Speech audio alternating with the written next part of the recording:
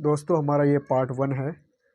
ये दिली एहसास तो और ख्वाहिशात को बयां करती हुई कहानी है। इसमें घटनाएं कम और वाक़यात ज़्यादा हैं। दो लड़कियां जो साथ में पढ़ती हैं, उनमें से एक को एक शख्स से मोहब्बत हो जाती है, मगर वो शख्स उसे मिलकर भी नहीं मिल पाता और बिछड़ने के बाद वो जुदा नहीं होता।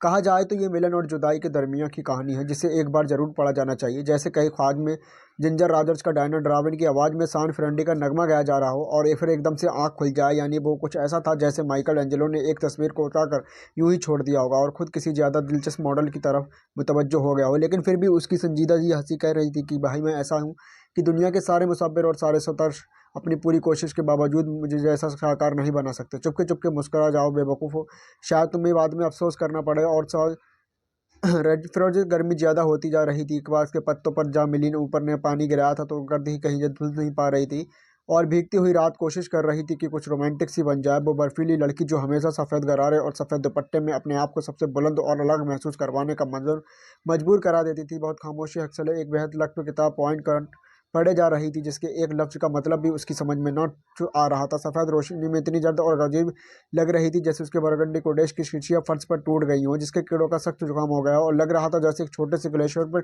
आफताब की किरणें बिखर रही हों। चुनाव जैसे दूसरी आतिशी लड़की ने जो सीनियर बीएससी की तालिब इल्म सीख रही थी, प्रैक्टिस कर रही थी और जो उस वक्त बरामदे के सबल जंगले पर बैठी गमले में शाख का तोड़कर उसकी पाउंड का डबल कंपनी पत्तियों में मुताले मशरूफ थी। और बर्फीली लड़की जो एक राय दी थी, अगर गर्मी ज़्यादा तो पॉइंट काउंटर पढ़ने के बजाय सो जाओ, फिर उसे रिश्ते में ठुस जाओ।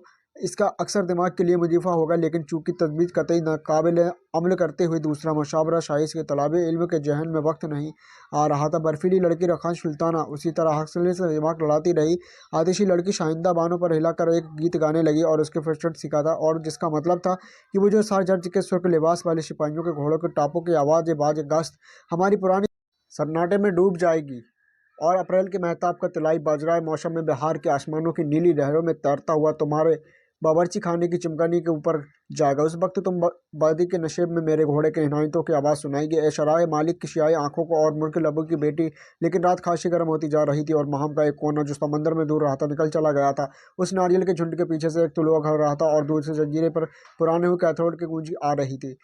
उस वक्त माइकल एंजेलो के अधूरे से साकार जिम को एक बड़ी अजीब सी नाकाबिले तशरीह मुफ्त उलझन महसूस हो रही थी, जिसका तजिया वो किसी तरह भी नहीं कर सकता था। हालांकि ये मुतय्यन था कि ऐसे हादसे जहाँ तकरीबन रोज़ शाम को हो जाते थे, फिर वहीं भी तख्त परेशान होकर गया था, क्योंकि आज दोपहर उसको बहुत तुर्की से एहसास हुआ था कि वो मगरूर फूले फले बालों वाली बर्फीली लड़की वो हर वक्त अपने मुजस्सों पर झुकी रहती है और उसे किस तरह ज़रा मुखातिब हो जाकर उसने छोटे से कद वाली लड़की से, जिसकी छोटी सी नाक पे इख्तियार वो आ जाता था और वो जिसे वो थोड़ी थोड़ी देर बाद एहतियात पाउडर कर लेती थी और जिसकी बड़े से घेर को टोपी करे सब्जी लाइन टहनियों में बांधे हुए चेहरे मसनूई शगुए सजा रही थी।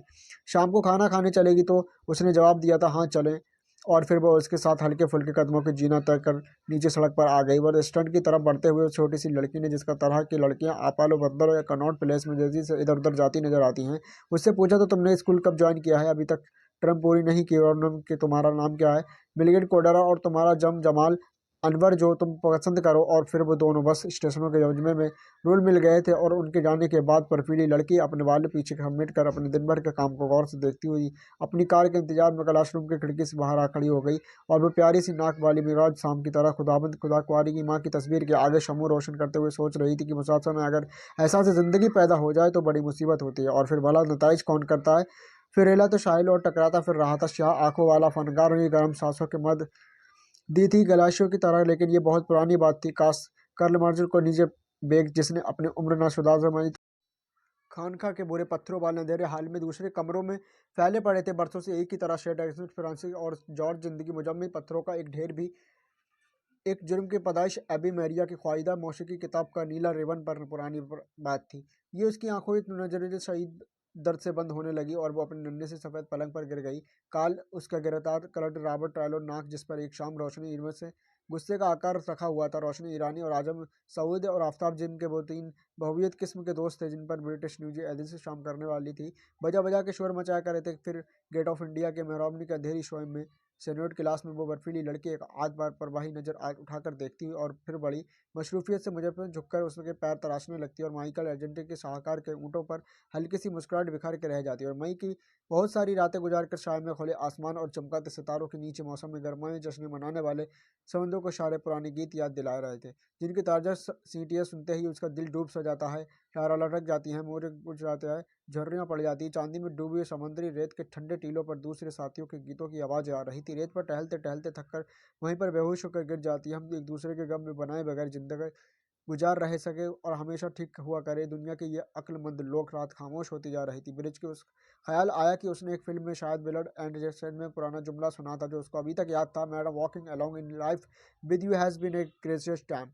रक्षंदा उसके साथ आहिस्ता आहिस्ता चल रही थी और उसके कदमों के निशान रेत पर उनके पीछे पीछे बनते जा रहे थे। बहिरे अरब की एक नीली नीली ठंडी मौजें उनकी जानें बढ़ रही थी।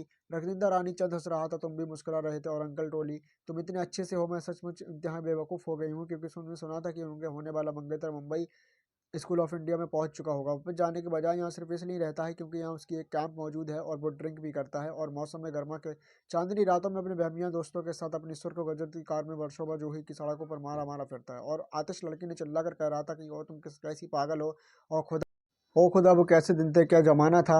19-20 से लेकर 24-25 साल तक की उम्र में जरा जरा सी बात, सी मूली से तफियात का जज्बात की लहरें, बड़ी जज्बात टेढ़ी कॉमेडियाँ भी मिली थी। चारों दोस्त के एक दूसरे के ख्यालात और आफताब के रुकू थे, मोहब्बतों के शरीक। महीने के आखिर में रोमान रॉयल या शो की किताबें खरीदने के लिए अपना फाउंटेन पर बेचने को तैयार, मिक की हिफाजत और इज्जत की खातिर कॉल की दिलकश नाक पर मुकद्दर रशीद करने को मुस्तैद। शाम को मदर मुक़द्दस की तस्वीर के सामने शाम जलाने के बाद मिगुन के लिए तैयार होकर करती उनके साथ बहुत से दोस्त आते जाते और दीवान पर सोफे पर कालीनों पर बैठकर मिस्त्री तंबाकू का धुआं उड़ाते हुए। जाने का क्या बात है, रहते लंबी लंबी बहसों नतन की जिनको बिल्कुल समझ ना सकती थी। ऑस्कर वाइल्ड की जिंदगी, डीएच लॉरेंज की बजारितों के चप्पल, स्टेट पॉक एशिया बंगाल, खुदा का महजब।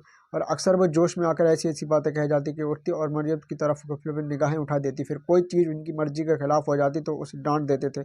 महीना खत्म होने से पहले वो अगर पेट्रोल के तूफान तमाम आ जाए तो पर ऐसी तस्वीर दुरुस्त न हो सकती। फ्लैट का ये किराया अदा करने का काबिल भी नहीं थी और सिनेमा के टिकटों का सारा रुपया खत्म हो जाता है तो बेचारों फ़ौरन आपको वर्कर्स ऑफ लाइफ समझने में उद्यत हो जाते हैं और सोच सोच कर खुश होते हैं कि वो फनकार इसलिए ज़िंदगी के दरस्त में गिरफ्तार है। और मिक को उनके बचपन का प्यार आ जाता है। मैगलिया और मौसम गुल के नीचे परिंद, बाहिरा अरब से उठने वाले भारी भारी बादल तेज कॉलेज से रोड मांटुआ के उस प्लेट का जाने उड़ते चले जा रहे थे। जीने तय करने के लिए वह दरवाजे से पहुंचकर किसी ने जोर से घंटी बजाई। चमकीले पत्थरों में सजी हुई दो शानदार सोफे पर इस तरह बैठकर गोया उन्हें पूरा पूरा हक हासिल था। दो तीन दोस्त घबरा कर उस जमीन पर खड़े हुए और फिर कमरे में एक अजीब हसास की खामोशी तारी हो गई। खिड़कियों के बाहर बादल आहिस्ता आहिस्ता गजर रहे थे। अब जमाल अनवर अहमद के दोस्त हैं, उन खातून ने जिसके ऊंचे ऊंचे हॉलीवुड स्टाइल के बाल थे सॉरी के आंचल बाजू पर लपेटते हुए गहरी आवाज में पूछा। वही ड्रामा शुरू होने वाला था जो मौके पर आज तक हजारों मरतबा खेला जा चुका था। वो औरत कौन है जिसके हाथों वो यहाँ रहता है? दूसरी ज्यादा गहरा वो खातून ने सवाल किया। औरत, उन्होंने मिक को एक प्यारी सी मासूम सी सिवाय कुछ में देखा है। औरत उसके लिए बड़ा भोला था ये। वो तो यास्मीन की कालिबों का सोचने लगे कि इन शहजादियों